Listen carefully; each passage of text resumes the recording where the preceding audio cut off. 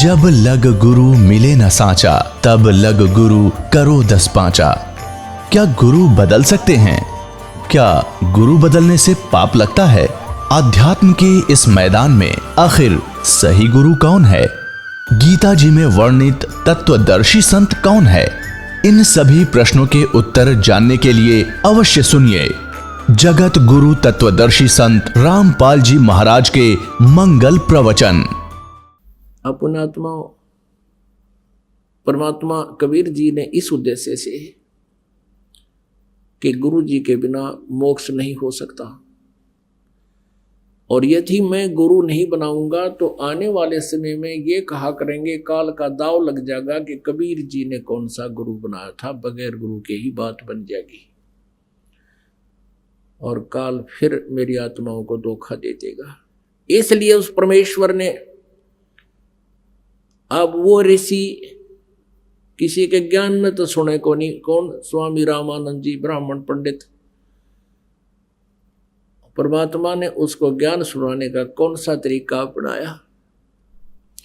एक 2.5 वर्ष के बालक का रूप धारण किया। जब परमात्मा 5 वर्ष के थे कि लीला में शरीर कर रहे थे 5 वर्ष के, उस समय 2.5 वर्ष के बच्चे का रूप धारण किया और पंचगंगा घाट के ऊपर काशी में, जहां रामानंद जी स्नान करने के लिए जाया करते थे, वहां एक घाट बना हुआ था पक्की पौड़ियों का। उन पौड़ियों पर जाकर कबीर परमेश्वर जी 2.5 वर्ष के बच्चे के रूप में लेट गए। स्वामी रामानंद जी सुबह सुबह जाया करते थे ब्रह्म मुहूर्त में, गर्मियों के दिन थे। जो ही वो नीचे पैड़ियों से उतर रहे थे, परमात्मा कबीर जी 2.5 वर्ष के बालक का रूप धारण करके लेटे हुए थे। स्वामी रामानंद जी की खड़ाऊं सिर में लगी, काठ की खड़ाऊं पहना करते थे। खड़ाऊं लगते ही परमात्मा ने रोना शुरू किया, जैसे बालक चिल्लाते हैं। रामानंद जी एकदम बहुत तेजी से झुके। अब किसी बच्चे का चोट लगी, क्यों? दया होती है संत में, चाहे वो किसी का भी साधक है, अगर वो संत लक्षण है उसमें तो उसमें दया अवश्य होती है। एकदम नीचे झुके थे। गले में एक कंठी होती है, एक मनिये की, तुलसी के लकड़ी का एक ही मन का होता है। वो रामानंद जी अपने गले में डाले रखा करते थे और अन्य जो शिष्य बनाते थे उनके भी एक वही माला देते थे, कंठी बोलते उसको, एक मन के की। और वो प्रतीक होता था कि ये वैष्णव परंपरा से रामानंद जी का शिष्य, वैष्णव साधु की प्रतीक होती थी और एक तिलक लगाते थे ऐसे।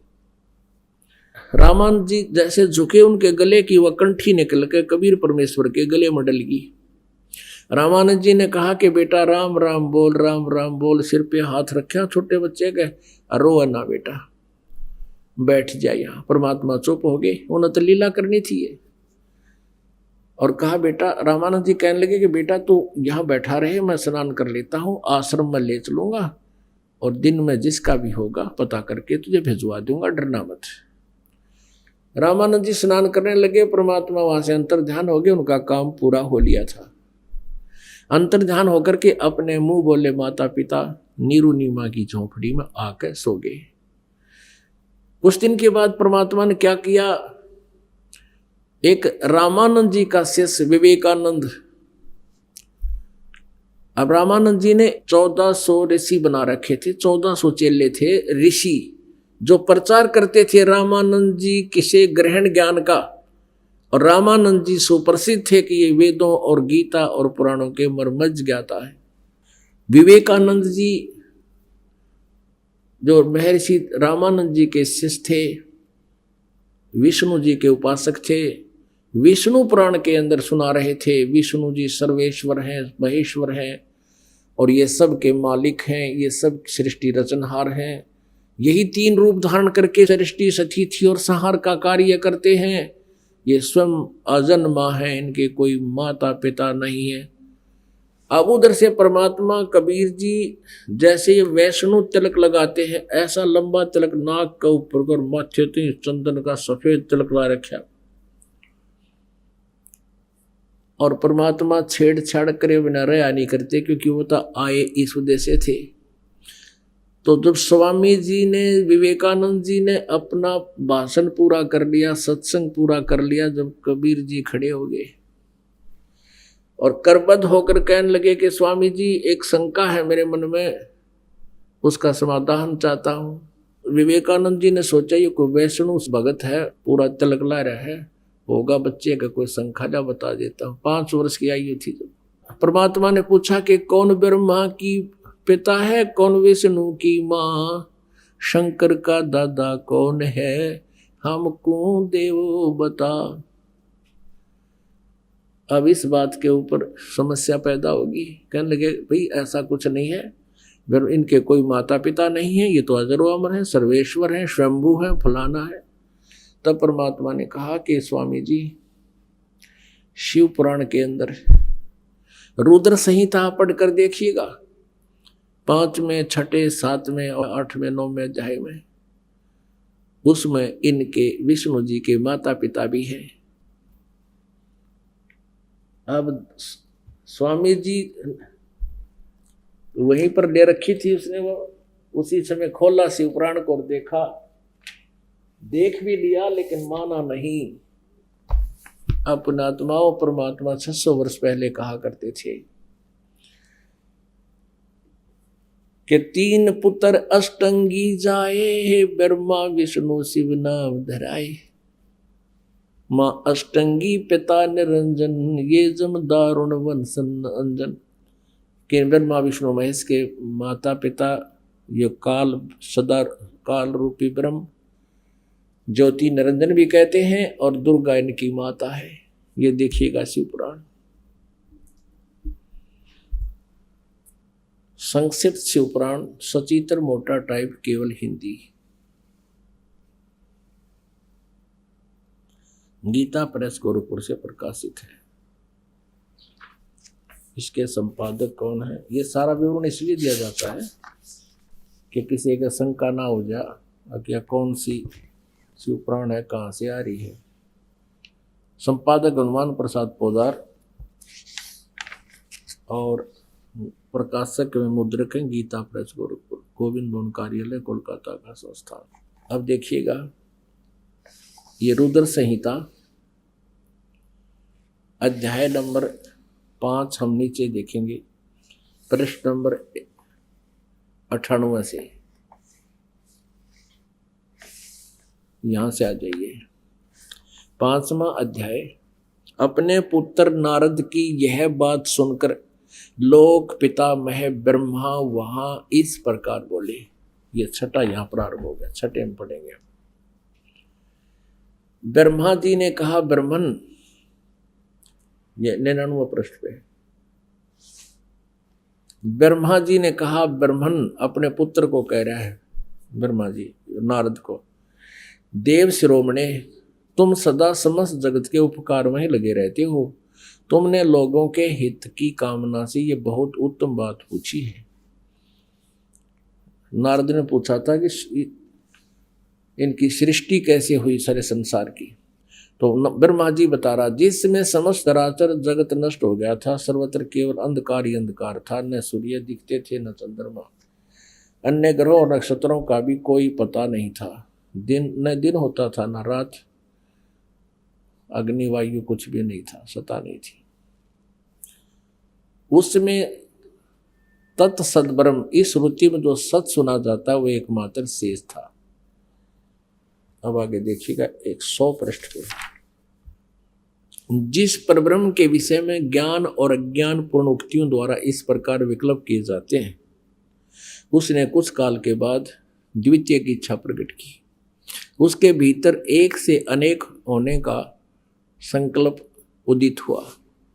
उस निराकार परमात्मा ने अपनी लीला शक्ति से अपने लिए मूर्ति यानी आकार की कल्पना की। मूर्ति माने आकार। जो वह मूर्ति रहित परम ब्रह्म है, उसकी मूर्ति यानी उसका साकार स्वरूप भगवान सदाशिव है। अर्वाचीन और प्राचीन विद्वान उन्हीं को ईश्वर कहते हैं। उस समय एकाकी रहकर स्वेच्छानुसार विहार करने वाले उन सदाशिव ने अपने विग्रह से स्वयं ही एक स्वरूप भूता शक्ति की सृष्टि की। जो उनके अपने श्रीअंग से कभी अलग होने वाली नहीं थी। उस पराशक्ति को प्रधान प्रकृति, गुणवती माया, बुद्धि तत्व की जननी और विकार रहित बताया गया है।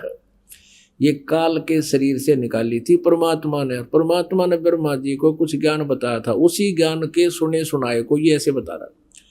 वह शक्ति अंबिका कही गई है, उसी को प्रकृति, सर्वेश्वरी, त्रिदेव जननी, नित्य और मूल कारण भी कहते हैं। ओहे, त्रिदेव जननी ब्रह्मा विष्णु महेश की माता, सदाशिव द्वारा प्रकट की गई उस शक्ति के 8 भुजाएं हैं। ये दुर्गा है, स्पष्ट हुई। इसको प्रकृति भी कहते हैं, ये भी ध्यान रखना। ये आपके गीता जी में काम आओगा, जो ब्रह्मा विष्णु महेश की उत्पत्ति कोड वर्डों में लिखी हुई आपको दिखाएंगे। नाना प्रकार के आभूषण उसके श्री अंग की शोभा बढ़ाते हैं, दुर्गा की महिमा है। वह देवी नाना प्रकार की गतियों से संपन्न और अनेक प्रकार के अस्त्र शस्त्र धारण करती है। एकाकिनी होकर भी वह माया संयोग वसात अनेक हो जाती है।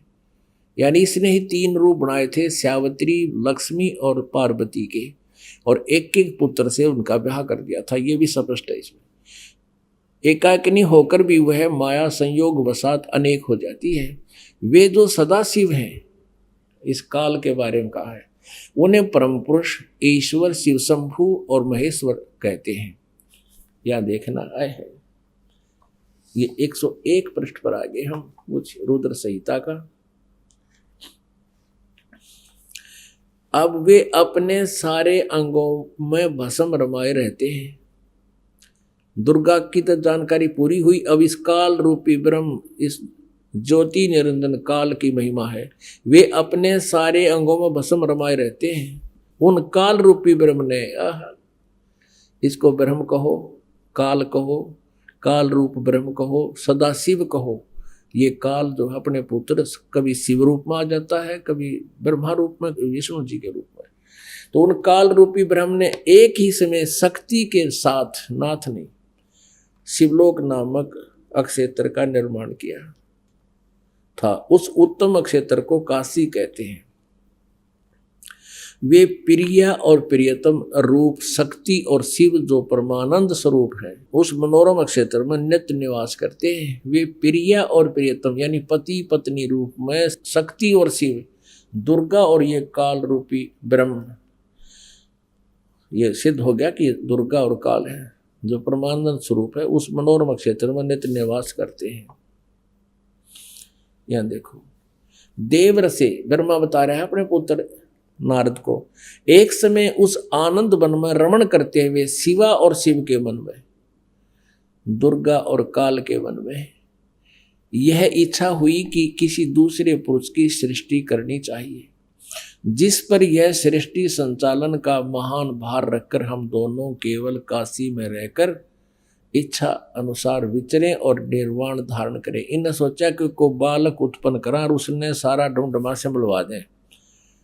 क्या ऐसा निश्चय करके शक्ति सहित सर्वव्यापी परमेश्वर शिव ने अपने वाम भाग के 10वें अंग पर अमृत मल दिया है, यानी पति पत्नी व्यवहार किया। फिर तो वहां से एक पुरुष प्रकट हुआ, यानी एक बालक की उत्पत्ति हुई। उसका नाम के दरा वह शिव पुराण 102 पृष्ठ पे। शिव ने कहा, इस काल ने कहा कि वत्स बेटा, व्यापक होने के कारण तुम्हारा विष्णु नाम विख्यात हो। अब ये हो गया 6ठा अध्याय यहाँ समाप्त। अब 7वें में क्या कहता है ब्रह्मा जी? ब्रह्मा जी कहते हैं देव से यानी नारद जी, तत्पश्चात कल्याणकारी परमेश्वर सांब सदाशिव ने पूर्ववत प्रयत्न करके जैसे विष्णु पैदा किया, मुझे भी अपने दैन्य अंग से उत्पन्न किया। अपनात्माओं, यहाँ इस शिव पुराण के अनुवादकर्ता ने यहाँ तक गड़बड़ कर दी कि भाई शिव जी से शिव की उत्पत्ति कैसे लिखूं, गोलमोल कर दिया। अब देखो, कहते हैं सच्चाई छुप नहीं सकती। चोर चोरावे तू बड़ी गाड्डे पानी में, वह गाड्डे वह ऊपर आवे तो सच्चाई छनी ना। ये देखिए 110 पृष्ठ पे। अब 9वां अध्याय के लास्ट में लिखा कि इस प्रकार ब्रह्मा विष्णु और रुद्र इन तीन देवताओं में गुण है परंतु शिव गुणातीत माने गए। ब्रह्मा, विष्णु और शंकर, रुद्र कहो चाहे शंकर कहो, शिव को महेश कहो, इन तीनों देवताओं में तो गुण है और ये चौथा इनका पिता इन न्यारा है। हो गए चार न्यारे न्यारे। एक समय भगवान ब्रह्मा और भगवान विष्णु का आपस में झगड़ा हो गया। अब झगड़ा इनका कैसे होता है कि जैसे ये साधक साधना करते थे, मेडिटेशन हठ योग करके समाधिस्थ होते थे, तो काल इनको भ्रमित करने के लिए किसी को तो विष्णु रूप में दर्शन दे देता, तो ऋषि महर्षि सोचते कि ये विष्णु जी देवता है, ये पूर्ण परमात्मा है, और उनको आकर पुल बांध देते कि आप ही समर्थ हो, आप ही सर्वशक्तिमान हो, मन समाधि दशा में आपके दर्शन हुए, आप खुद परमात्मा हो, आप अपने आप को छुपाए हो। तो इस बात से विष्णु जी फूल का जो ना कोपा हो जाते और सोच लिया कि मैं ही भगवान हूँ। एक ने, दो ने, 10 ने, 20 ने ऐसे ही कहा। फिर किसी को ये जैसे समाधिस्थ हो रहे, किसी को ब्रह्मा के रूप में दर्शन दे देता है, और वो जो थोड़ी बहुत मांगे को सिद्धि विद्धि उन्हें देकर अंतर्ध्यान हो जाता समाधि दशा। तो वो क्या कहते थे कि हे भगवान, ये ब्रह्मा जी को कहते आप खुद पूर्ण परमात्मा हो, आप ही समर्थ हो, हमने समाधि दशा में आपका दर्शन पाए हैं, और आप ही समर्थ हो, आप अपने आप को छुपाए हुए हो, आप सृष्टि के रचनहार हो। और किसी को शिव रूप में दे देता है तो वो सोचते हैं शिव ही सृष्टि रचने वाला है, ये छुपाए हुए हैं अपने आप को। तो इसी आधार से ब्रह्मा जी ने तन्नो सोच लिया मैं सृष्टि करता, सब मेरे से उत्पन्न हुए, और विष्णु जी ने ये सोच लिया कि मैं सबका मालिक।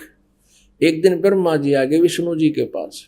ब्रह्मा जी को देखकर विष्णु उठे नहीं, ये जान करके मैं इससे बड़ा हूं और मैंने इसकी उत्पत्ति की है, जैसे उसने और ऋषि महर्षियों से सुन रखी थी। उधर से ब्रह्मा जी ने सोचा कि मैं इसका बाप हूं, मैं इसका जनक हूं, और ये मेरी आदर भी नहीं कर रहा है। ब्रह्मा जी कहने लगे बेटा उठ देख, मैं तेरा बाप आया हूं। हाँ, विष्णु जी कहे कि मैं तेरा बाप हूं, तू तेरा जन्म मेरी नाभि कमल से हुआ। इससे बात पर दोनों का झगड़ा हो गया। अब उन झगड़े को समाप्त करने के लिए इस काल ने, सदाशिव ने बीच में एक पिलर खड़ा कर दिया, लोहे का, शिवलिंग बोलते हैं उसको। वो लोहे सफेद एक नूरी एक पिलर सा खड़ा कर दिया। तो ये दोनों ने झगड़ा था छिया दिया छोड़, उसको ढूंढने लगे उसके एंड को।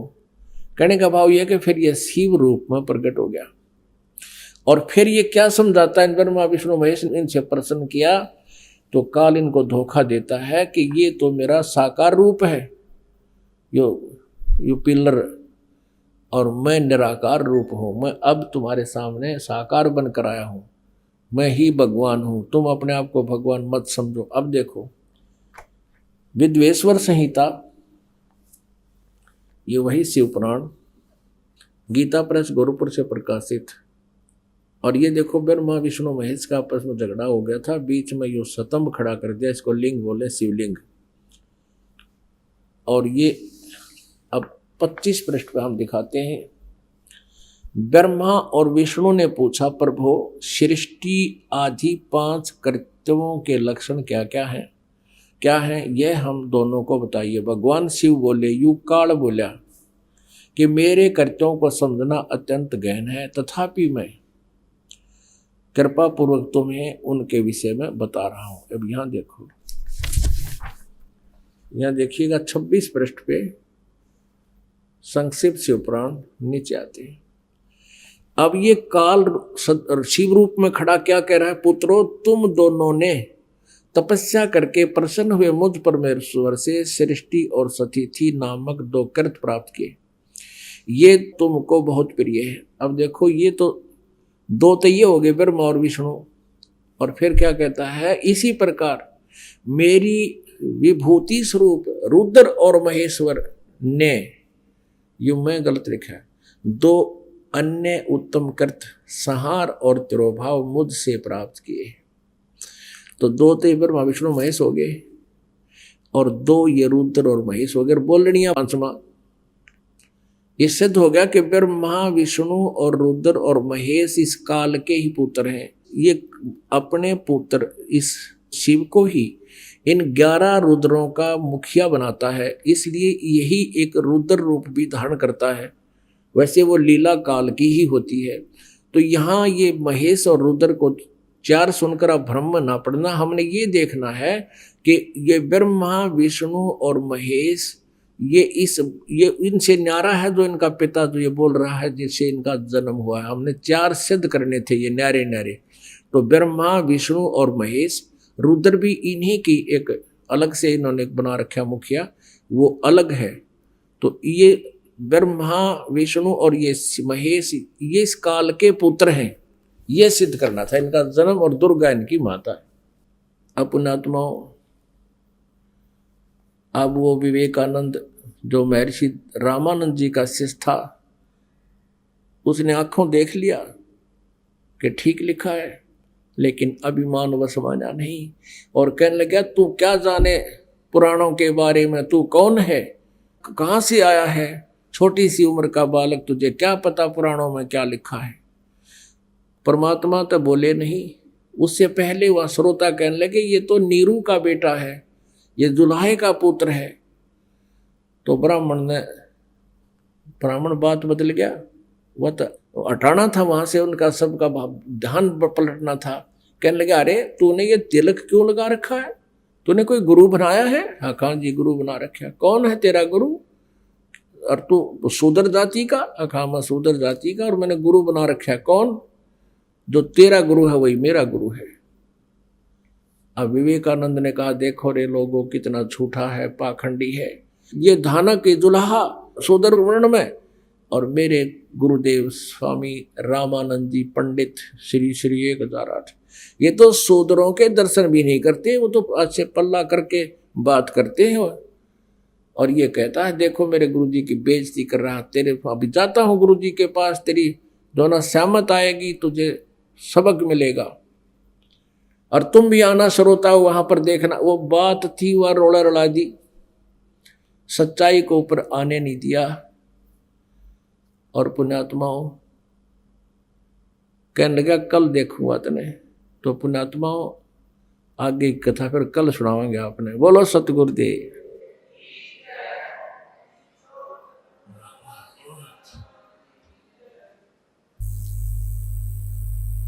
ये 5 दिवसीय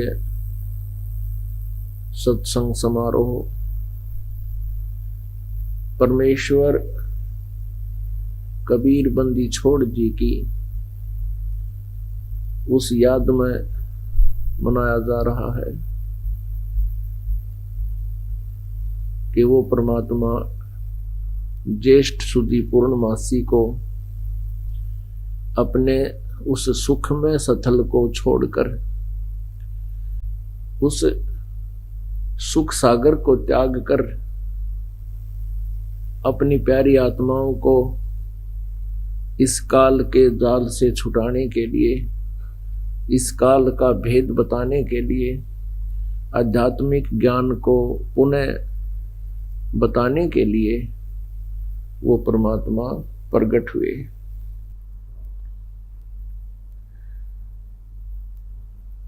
उस परमेश्वर ने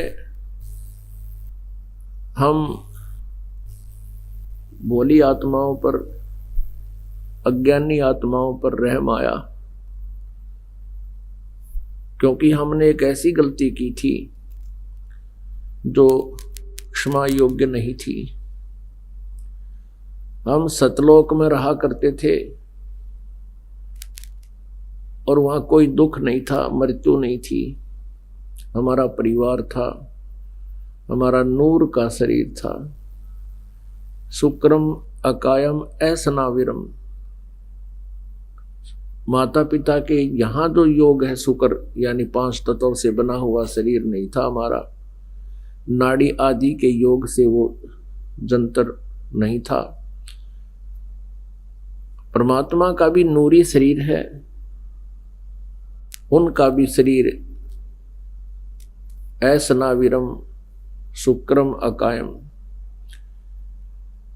वह हमारा नूर का शरीर था, उसमें वृद्ध अवस्था नहीं होती, युवा शरीर बना रहता है, किसी प्रकार का कोई रोग कष्ट नहीं है, उसको अनाम्य शरीर बोलते हैं, निरोग रोग रहित।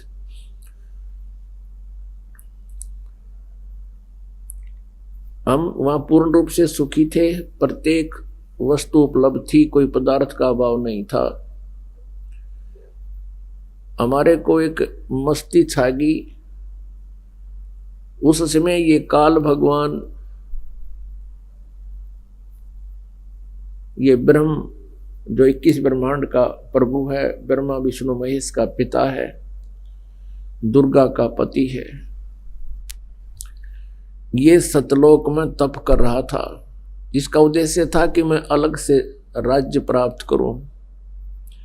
ये तो अपने स्वार्थवश डलेड हो रहा था और हम इस पर आसक्त हो गए। जैसे कोई हीरो, हीरोइन या नेता,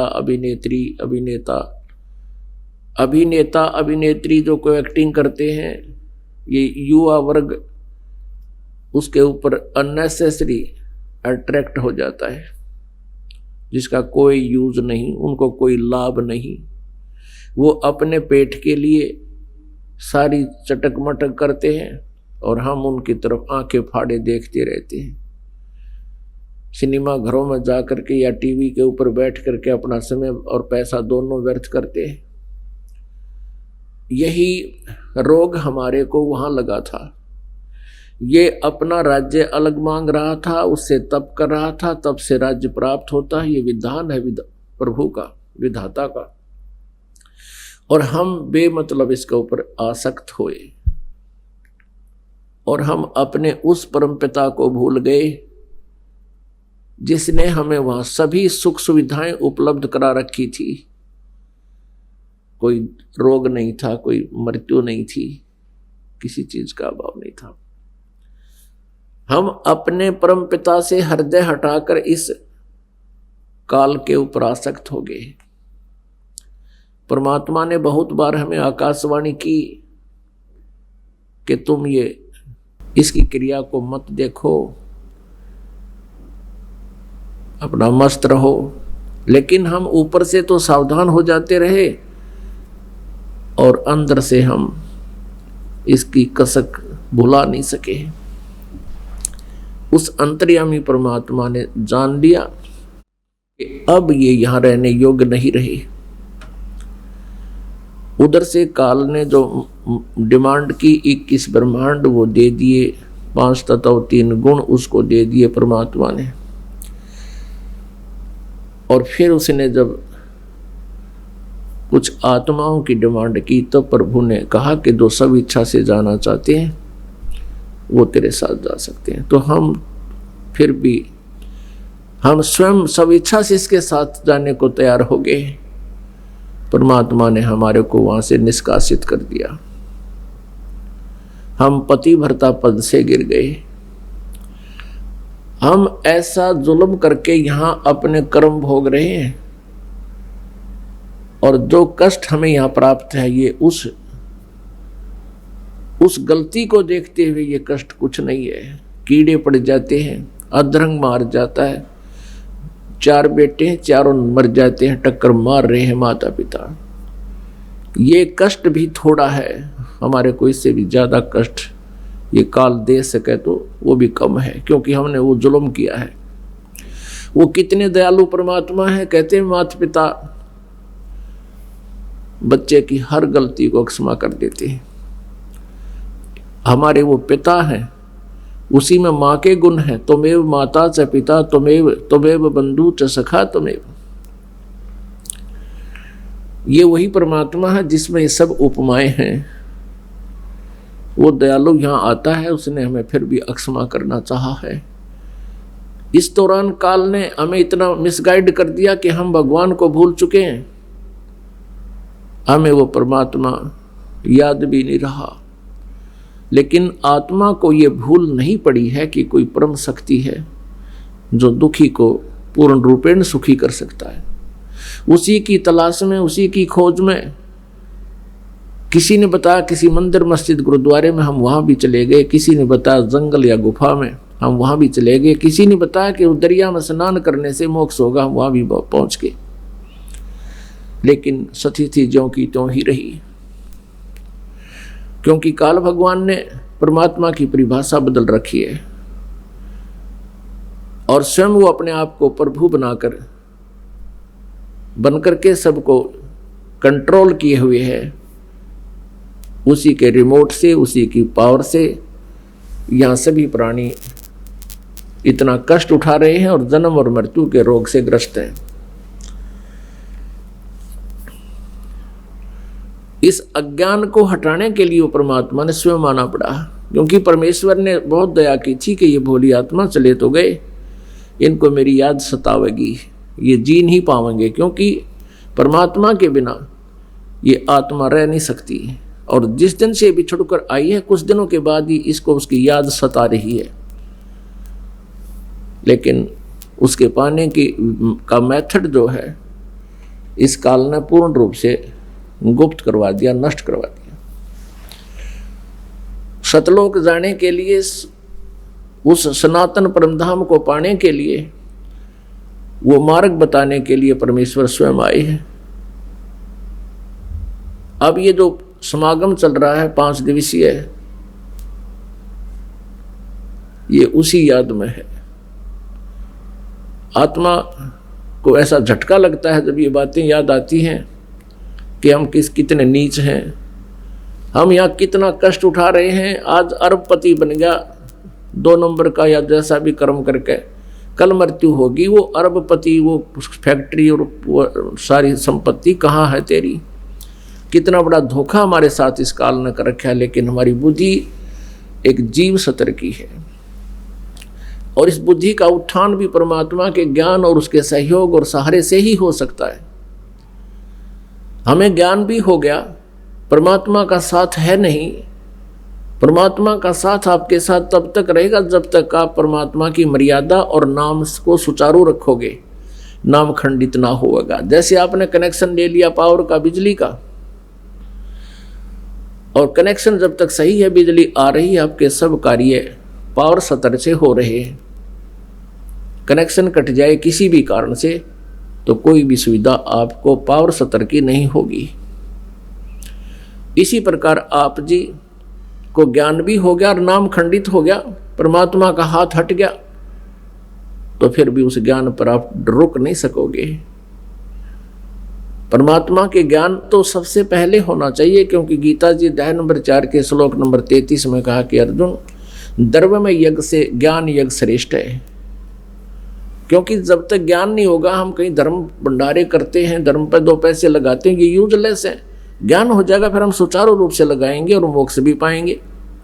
तो ज्ञान प्रथम है, उसके बाद नाम का सहारा और परमात्मा का सहयोग। पंजा दस्त कबीर का, सिर पर रखो हंस, जम किंकर चंपैनी, तुम्हारा उधर जागा वंश।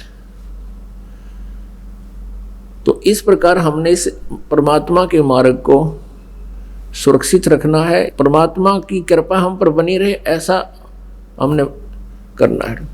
तो उस ज्ञान को जो हमारे को आवश्यक है, उस ज्ञान को प्रदान करने के लिए परमात्मा प्रत्येक युग में आते हैं। इस काल भगवान को परमात्मा ने 5 वेद दिए थे,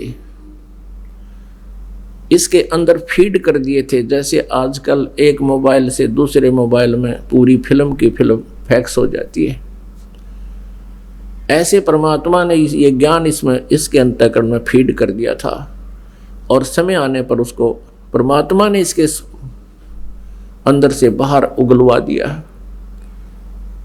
जैसे समय आने पर माता गर्भ धारण करती है, फिर समय आने पर बच्चा ऑटोमेटिकली बाहर आ जाता है। ऐसे परमात्मा ने विधान बनाया कि जब ये बच्चे थोड़े सियाने हो जाएंगे, क्योंकि यहाँ ये पहुँचेंगे, इनको ये दुर्गति तो करेगा ही करेगा, फिर ये इनको इस ज्ञान की आवश्यकता पड़ेगी और फिर ये मुझे पहचान लेंगे। तो इस काल ने अपनी श्वासों से ये 5 वेद बाहर निकाल दिए, समुद्र में डाल दिए। इसने पहले इनका निरीक्षण किया। 5वां वेद जो था वो परमात्मा कबीर जी के प्रत्यक्ष विषय में लिखा हुआ था, और उसके पाने की पूरी विधि उसमें वर्णित थी। इस काल ने सोचा कि यदि प्राणियों को उस पूर्ण परमात्मा का ज्ञान हो गया तो यहाँ कोई नहीं रहेगा, और वहाँ के सुख का इनको पता लग गया तो ये कोई नहीं रहेगा, तेरा राज्य उजड़ जाएगा। इस दृष्टिकोण से इसने वो सूक्ष्म वेद नष्ट कर दिया। उस यथार्थ ज्ञान को बताने के लिए वो परमात्मा स्वयं आते हैं। उसी उद्देश्य से परमात्मा कलयुग में संवत 1455 सन 1398 ज्येष्ठ सुदी पूर्णमासी को ब्रह्म मुहूर्त में सुबह सुबह एक कमल के फूल पर प्रकट हुए थे। वहां नीरू और नीमा नाम के जुल्हा दंपत्ति परमात्मा को उठा लाए थे। वो निसंतान थे। परमात्मा 25 दिन के हो गए, कुछ आहार किया नहीं। माता पिता को चिंता घड़ी हुई। मुंह बोले माता पिता। बहुत बुरी तरह विलाप किया नीमा ने। तब परमात्मा, क्योंकि वो पहले हिंदू थे, हिंदू से फिर उनको बाई फोर्स मुसलमान बना दिया गया था। मुसलमान बने हुए भी उनको 20-25 वर्ष हो गए थे, फिर भी भगवान शिव की भूल उनको पड़ी नहीं थी। भगवान शिव को याद करते रहे। तो भगवान शिव अपनी शिवपुरी से यानी शिव के लोक चल कर आए एक साधु रूप बना के। और फिर परमात्मा से उनकी वार्ता हुई। 25 दिन के बालक के साथ शिव जी बोले, बात करी। तो परमेश्वर ने शिव जी से कहा कि कुंवारी गाय कहो, इनको कुंवारी गाय ले आओ बछिया, उस पर आप अपना हाथ रख देना। शिव जी, परमात्मा ने कहा वो दूध दिया करेगी, उस दूध का मैं पान करूंगा। ऐसा ही हुआ। ये आपको कल के सत्संग में बता दिया था। आज नए भक्त आए, उनको थोड़ा सा हिंट दे रहे हैं। तो उसके बाद परमात्मा कबीर परमेश्वर जी उस कुंवारी गाय का दूध पीकर एक लीला में शरीर में बड़े हुए लीला करते हुए, जो प्रत्येक युग में वो किया करते हैं। और इसी का प्रमाण ऋग्वेद मंडल नंबर 9 सूक्त नंबर 1 मंत्र नंबर 9 में स्पष्ट किया है कि वो परमात्मा पूर्ण ब्रह्म जब शिशु रूप धारण करके लीला करने आता है तो उसकी लीला में शरीर की परवरिश कुंवारी गायों से होती है।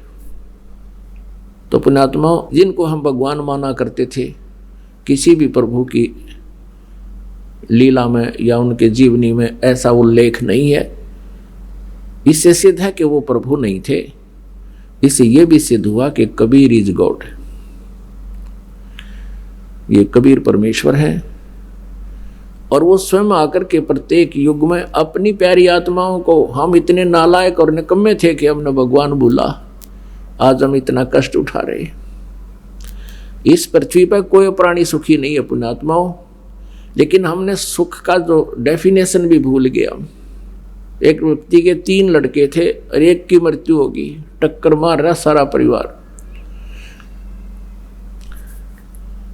वहां एक शोक व्यक्त करने के लिए एक व्यक्ति आ गया। अन्य व्यक्ति कहने लगे, भाई तेरे तो 2 पुत्र तो जीवित हैं, एक ही मृत्यु को प्राप्त हुआ है। इस बेचारे का देख, एक ही था, इकलौता पुत्र ही मृत्यु को प्राप्त हुआ।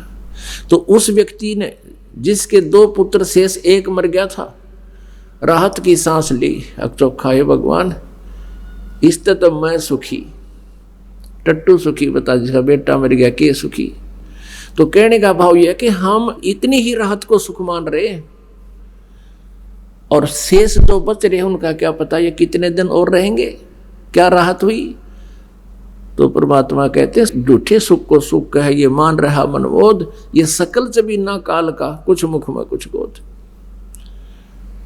ये सारी बातें याद दिलाकर परमात्मा हमें ये बताना चाहते हैं, इस प्रोसीजर को एक्सेप्ट करो, तुम यहां भी सुखी और अंत समय में तुम्हें जहाज में बैठा कर ले जाऊंगा। देखो, कई भक्त कहते हैं, क्या तुम्हारी मृत्यु नहीं होगी, बाकी सब मर जाएंगे। मृत्यु हमारी होगी, लेकिन आम व्यक्ति जैसी नहीं होगी, जो भक्तिहीन प्राणी जैसी नहीं होगी। आए हैं सो जाएंगे, ये राजा रंग फकीर, एक सिंहासन चढ़ के जा, एक बंधे जा जंजीर। मृत्यु में बहुत अंतर होगा। एक तो अपराधी की तरह बांध कर ले जाएंगे यम के दूत, जो भक्ति ठीक नहीं करते और करते हैं तो शास्त्र विरुद्ध करते हैं उनको। और जो परमात्मा कबीर जी के यहाँ सच साधना कर रहे हैं, आजीवन मर्यादा में रहेंगे, वो विमान में बैठ गए, परमात्मा उनको लेकर जाएगा। तो आने में और जाने में कितना अंतर हो गया। तो इस ज्ञान को देने के लिए परमात्मा स्वयं आए। फिर परमात्मा के नामांकन का समय आया। नाम धारण के लिए, नामाकरण करने के लिए, नामकरण करने के लिए काजी आगे कुरान लेके, और वो क्या करते हैं, कुरान शरीफ को खोलते हैं। एक बुक है, वो हॉली बुक है, पवित्र किताब है, और उसमें जो प्रथम पृष्ठ पे प्रथम अक्षर जो होता है, जो लेफ्ट साइड का जो प्रथम अक्षर होता है प्रथम पंक्ति में, उस आधार से ये नाम रखते हैं। तो उसमें लिखा था कबीर, प्रथम लाइन में कबीर वर्ड लिखा था। कबीर का अर्थ होता बड़ा, ये मानते हैं कबीर बिन बड़ा। जो फारसी भाषा में कबीर का अर्थ बड़ा होता है। तो उन्होंने सोचा कि ये छोटा शूद्र वर्ण का व्यक्ति, एक गरीब जुल्हाई का, इसका नाम बड़ा रखना अच्छा नहीं लगता। फिर क्या किया उन्होंने, पुनः फिर कुरान शरीफ को बंद किया, दोबारा फिर खोला, फिर वही पृष्ठ। उन्होंने फिर वहां जानबूझकर कोई और अलग से खोला, तो उस पूरे पृष्ठ पर कबीर कबीर कबीर कबीर लिखा हुआ था। कुरान शरीफ के लेख नहीं थे। पूरी कुरान शरीफ को देखा तो पूरी कुरान शरीफ में ओनली कबीर कबीर कबीर कबीर लिखा हुआ था। अल्लाह कबीर, अल्लाह कबीर। अब काजियों ने नाम नहीं रखा। परमात्मा ने कहा कि काजी मेरा नाम कबीर ही रहेगा। नवजात शिशु ऐसे बोला तो काजी भी खिसक गए, क्योंकि परमात्मा चारों युगों में अपना एक एक नाम पूर्व निर्धारित है, उसी को प्रकाशित करते हैं, उसी में सुप्रसिद्ध होते हैं। और ये कबीर नाम परमात्मा का ओरिजिनल नाम है। जैसे हमारे देश के प्रधानमंत्री जी का शरीर का नाम तो अन्य होता है, प्रधानमंत्री उनकी पोस्ट का नाम होता है। उसको प्राइम मिनिस्टर भाषा भिन्न में बोल देते हैं। ऐसे ही पूर्ण ब्रह्म, परम अक्षर ब्रह्म, सत्य पुरुष परमात्मा, ये तो पोस्ट के नाम, उपमात्मक नाम है। ओरिजिनल नाम, वास्तविक नाम, शरीर का नाम कबीर देव है, कबीर साहब है। अब हम अपने उस प्रसंग पर आते हैं। कल हम यहाँ तक पहुँच गए थे कि परमात्मा 5 वर्ष के हुए। 5 वर्ष की आयु लीला में वो शो कर रहे थे।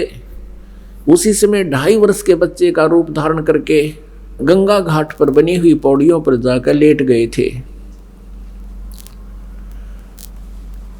उधर से 104 वर्ष के वयोवृद्ध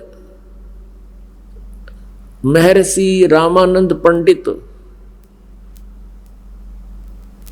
वो बहुत बड़े विद्वान माने जाते थे, उस गंगा घाट पर प्रतिदिन सुबह सुबह स्नानार्थ जाया करते थे। रामानंद जी प्रतिदिन की तरह उस दिन भी वो नीचे पौड़ियों में उतर रहे थे। कबीर परमेश्वर 2.5 वर्ष बच्चे का रूप धारण करके लेटे हुए थे। उनके सिर में खड़ाऊं लगी स्वामी रामानंद जी की। रामानंद जी एकदम झुके। शीघ्रता से किसी बालक का चोट लगी। भगवान एक लीला में तरीके से रोने लगे जैसे बच्चा रोता है। और उनके गले में एक कंठी होती है तुलसी के मन का ओनली। वो प्रतीक है वैष्णव परंपरा का कि एक तुलसी का मनके की जो माला, उसको कंठी बोलते हैं। वो कंठी जिसने धारण कर रखी है वो अंडरस्टूड है कि वो वैष्णव परंपरा से उपदेशी है, दीक्षित है। तो वो कंठी स्वयं भी रामानंद जी ने धारण कर रखी थी।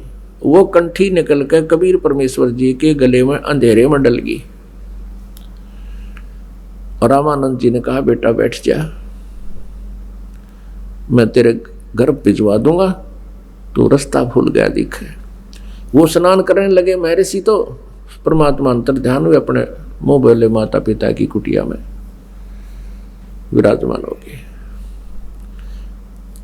कुछ दिन के बाद परमेश्वर ने क्या किया, एक महर्षि रामानंद जी का शिष्य ऋषि विवेकानंद कहीं सत्संग कर रहा था, विष्णु जी की उपमा कर रहा था। परमेश्वर कबीर जी ने उससे पूछा कि क्या विष्णु जी के जन्म मृत्यु होती है, क्या विष्णु जी के कोई माता पिता भी हैं? इस पर विवेकानंद ऋषि जी ने कहा कि तुम बालक हो, आपको इतना भी नहीं पता कि ये विष्णु जी अजरो अमर हैं, सर्वेश्वर महेश्वर हैं, सर्वशक्तिमान हैं, इनके कोई माता पिता नहीं। तब परमेश्वर ने उस विवेकानंद को, जहां पर हजारों उसके उपदेशी और श्रोता विराजमान थे सैकड़ों की संख्या में, वहां परमेश्वर ने कहा कि नहीं, आप गलत कह रहे हो स्वामी जी। शिव पुराण रुद्र संहिता 5, 6, 7, 8, 9 मंत्र अध्याय में और विद्वेश्वर संहिता प्रथम अध्याय में ये स्पष्ट लिखा हुआ है कि दुर्गा इनकी माता है और ये काल रूपी शिव इनका पिता है, इनकी जन्म मृत्यु होती है। विवेकानंद जी ने स्वयं देख भी लिया, शास्त्र उसके पास थे, फिर भी वो माना नहीं और ऊपर से उस बात को सबकी जो ना ध्यान परिवर्तित करने के लिए, ध्यान बांटने के लिए कहने लगा कि तूने तिलक कैसे लगा रखा है। एक लंबा तिलक, यहाँ नाक पर पूरा सफेद चंदन का तिलक लगाते हैं ये वैष्णव परंपरा वाले। अरे यही रीति न्यू की न्यू अब कबीर पंथ में समा गई। ये भूल रहे हैं कि कबीर जी ने वो किस उद्देश्य से किया था खेल। तो वो भी प्रतीक था कि विष्णु परंपरा से ये उपदेशी है। तब उस विवेकानंद ने पूछा कि तूने कहीं से उपदेश ले रखा है, दीक्षा ले रखी है? कि हाँ दीक्षा ले रखी है। तो स्वामी जी ने पूछा कि तेरा गुरु कौन है? विवेकानंद जी ने पूछा कबीर परमेश्वर से, तेरा गुरु कौन है? परमेश्वर ने कहा कि जो तेरा गुरु है वही मेरा गुरु है। इस बात से बहुत अक्षुब्ध हुआ विवेकानंद, क्योंकि विवेकानंद को पता चला कि ये शूद्र वर्ण से संबंध रखता है, ये धानक जुलाहे का पुत्र है। क्योंकि वह उपस्थित जनों ने तुरंत खड़ा होकर बता दिया था कि ये धानक का पुत्र है, जुलाहे का पुत्र है, नीरू को कहीं मिला था वो है ये। तो उसी समय वो कहने लगा कि तू शूद्र वर्ण का होकर के कहता है रामानंद जी से मैंने दीक्षा ले रखी है। देखो रे लोगों, ये कितना झूठा और कपटी है, इससे सोच लेना ये सब झूठ बोल रहा है। हमारे स्वामी रामानंद जी कभी किसी को दीक्षा नहीं देते, वो बहुत ज़्यादा छुआछात किया करते थे और शूद्र वर्ण से तो वो बिल्कुल हेट करते थे, पल्ला कर लेते थे, पर्दा कर लेते थे, बात करते हुए भी उससे शकल नहीं देखते थे। और ऐसे व्यक्ति के बारे में भरे ब्राह्मण समाज और अन्य व्यक्ति वहाँ उपस्थित थे और वहाँ ये कहना कि मैंने रामानंद जी से दीक्षा ले रखी है, एक बहुत बड़े आश्चर्य की बात थी। और आम व्यक्ति को ये हो गया कि ये झूठ बोलता है और ब्रह्मा विष्णु महेश जी के माता पिता की जानकारी भी झूठी ही दे रहा होगा। और यही विवेकानंद चाहता था, तेरी इज्जत बनी रहे, ये श्रोता धोखे में पड़े रहे और ये मेरी जो है ना दाल रोटी चलती रहे। इनका यहीं तक बुद्धि सीमित रही इन ऋषि गुरु महर्षियों की। उसमें विवेकानंद जी ने कहा कि श्रोताओं, कल सभी आना स्वामी जी की कुटिया पर, रामानंद जी की कुटिया पर, और उनके सामने मैं अर्ज करूंगा कि हमारी तो नाक काट ली इस जुलाहे के पुत्र ने, इसने भरी सभा में आपको अपना गुरु बता दिया, हम कहीं मुंह दिखाने लायक नहीं रहे।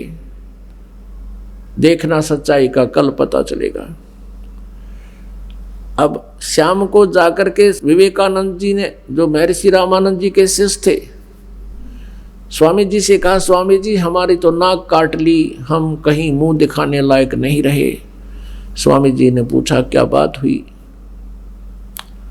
सारी कहानी बता दी कि एक दुल्हाए का बेटा आपको अपना गुरु बतावस, ऋषि गुरुवर, और सभी वहाँ सैकड़ों की संख्या में, कई सैकड़ों की संख्या में श्रोता उपस्थित थे। उसने सरेआम कहा ये कि मैंने रामानंद जी से नाम ले रखा है, और वो तिलक भी लगाता है मत्थे पर, ऐसे ही लगाता है।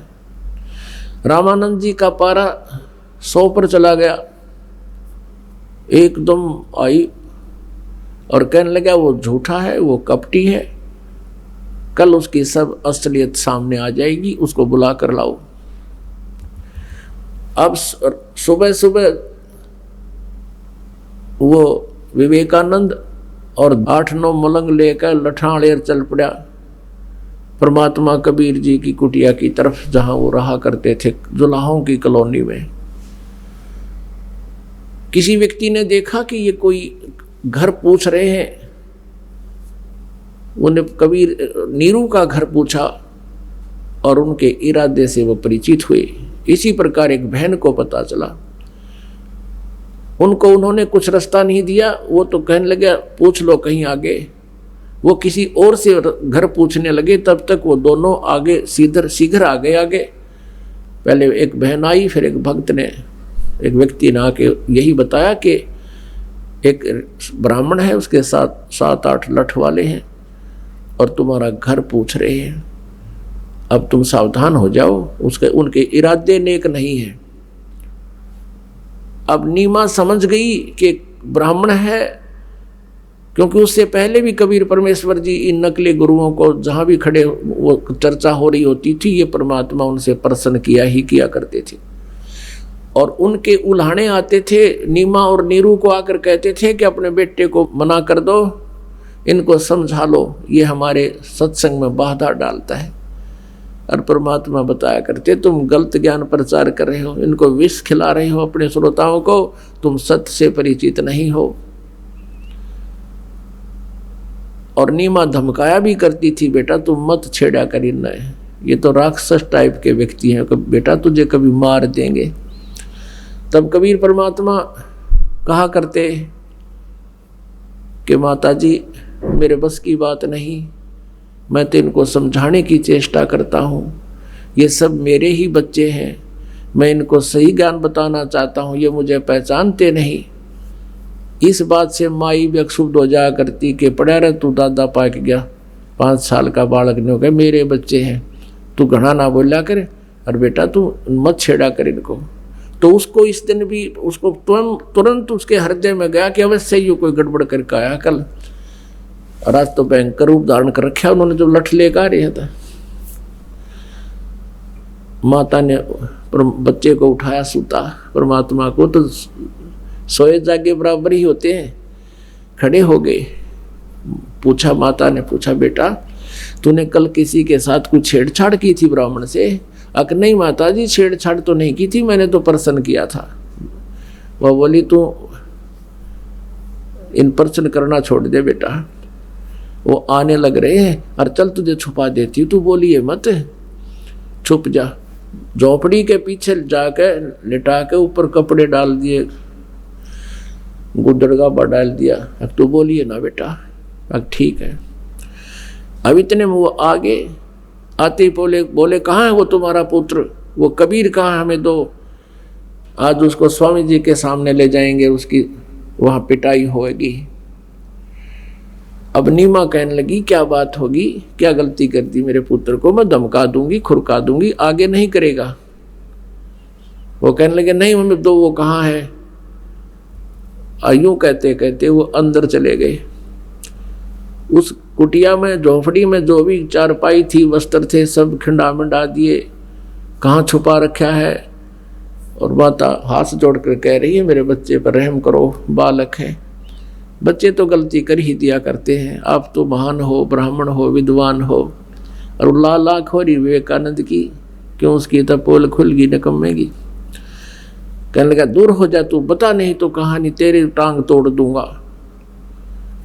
अब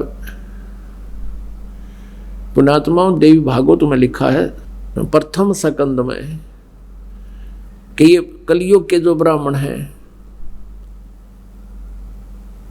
कलयुग में जो ब्राह्मण हैं वो ऐसे हैं जो सतयुग त्रेता द्वापर में राक्षस होया करते, और ये प्रत्यक्ष सिद्ध हो रहा है। उधर परमात्मा ने देखा कबीर जी ने कि ये माता जी को तंग कर रहे और ये टांग तोड़ देंगे माँ की। बाहर खड़ा होकर वो एकदम खड़े हो गए वहीं पर और कहा, विवेकानंद आजा, झोपड़ी के पीछे खड़ा हूं मैं। अब विवेकानंद आवाज सुनते भाग कर गए सारे पर और पकड़ लिए परमात्मा को बाजू से। उधर से नीमा ने अपने बच्चे को छुड़वाना चाहा, उसके लिपट गई, अपने बच्चे को ऐसे लिपट गई। बच्चा तो नहीं था, वो तो हमारा बाप था, पिता था सबका, लेकिन लीला कर रहा था दाता। उधर से सर्वानंद ने उसके हाथों पर लठ मारे और उसके गुंडों ने वो माता के, और वो हाथ छुड़वा दिए, बुरी तरह पीट कर छोड़ दिया। उधर से नीरू को जो पता चला क्या झगड़ा हो गया, वो भाग आया। उसने भी विरोध किया, बच्चे को छुड़वाना चाहा तो उसकी भी बहुत पिटाई कर दी और बेहोश करके गली में डाल दिया। परमेश्वर को उठाकर वो ले गए। वहां रामानंद जी अपनी कुटिया में बैठे थे, स्नान कर कर आए थे। वो प्रतिदिन जो कर्म कांड किया करते थे वो करने की तैयारी कर रहे थे। विवेकानंद ने कहा, जी ये आ गया है वो नीरू पुत्र जुल्हाय का बेटा कबीर, जो आपको अपना गुरु बताता है। रामानंद जी ने अपनी कुटिया के सामने पर्दा ला लिया और कबीर जी बाहर खड़े हैं रामानंद जी कुटिया के अंदर, और हजारों की संख्या में श्रोता वहां विद्यमान है, क्योंकि विवेकानंद तो सबको न्योता दे के लाया था कि कोई और न्यो ना कहे। विवेकानंद से एक प्रश्न किया था, जवाब नहीं आया, जवाब तो टाल दिया और ये और पंगा पा दिया। लेकिन परमात्मा तो अपने बच्चों के लिए आए इस उद्देश्य से थे, चाहे कुछ भी हो, कोई कुछ भी करे, बुरा कहे चाहे भला कहे, मालिक ने तो अपने ज्ञान को उजागर करना था। जिनको शरण में लेना है वो लेना ही था। अब रामानंद जी को शरण में लेने की ये सब कुछ कर रहे थे परमात्मा, कितना कष्ट उठाया है, बुरी तरह बेइज्जत हुए, लेकिन माता पिता अपने बच्चों के लिए सब कष्ट उठा सकते हैं। और ये तो सबका पिता, सबका माता, हम सभी उन्हीं के बच्चे हैं। अब रामानंद जी ने पर्दे के अंदर से आवाज, ऊंची आवाज में पूछा कि कौन तुम्हारी जात है और कौन तुम्हारा भगवान है, किस पंथ से तुम जुड़े हुए हो। तब क्या वार्ता होती है, ये परमात्मा और उस आत्मा की। परमात्मा कबीर जी और आत्मा उस रामानंद जी की क्या चर्चा होती है, ये आपको सुनाते हैं। आडा पर्दा लाए कर रामानंद बूझनते, दास गरीब कुरंग छवि, अधर धार कूदंत, अधर डाक कूदंत। जैसे मर्ग को जाकर खड़े, कहते हैं आडा पर्दा ला के रामानंद बूझंत। और गरीबदास साहेब जी जो परमेश्वर से परिचित हुए थे, परमात्मा गरीबदास जी को सतलोक लेकर गए थे, उनकी आत्मा को फिर वापस शरीर में छोड़ा था। उन्होंने आंखों देखा और पीछे का और आगे का दिव्य दृष्टि से सब विवरण परमात्मा की महिमा का ये आंखों देखा चित्रण किया। उस आधार से गरीबदास जी कह रहे हैं कि ऐसे कूद रहा रामानंद जी कुटिया में जैसे मर्ग कूदा करे, गुस्से में कि तूने कैसे कह दिया। और कहता है, कौन जात कुल पंथ है, कौन तुम्हारा नाम, दास गरीब आधीन गति, बोलत है बलि जाऊं मैं। अब गरीबदास जी कहते हैं वो परमात्मा बलिहारी था उस परमेश्वर पे 5 वर्ष की आयु में। जब रामानंद जी ने ये पूछा कौन जात कुल पंथ है और कौन तुम्हारा नाम,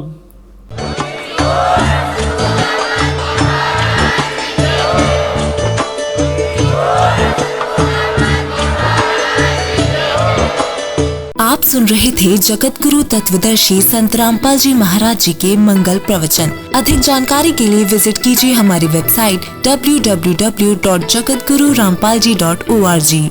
संत रामपाल जी महाराज जी के शुभ आशीर्वाद से पूरे विश्व भर में 500 से भी ज्यादा नाम दीक्षा केंद्र हैं, जिन पर संत रामपाल जी महाराज जी द्वारा ऑनलाइन निशुल्क नाम दीक्षा दी जा रही है। अपने नजदीकी नाम दीक्षा केंद्र का पता करने के लिए संपर्क करें 8222880541।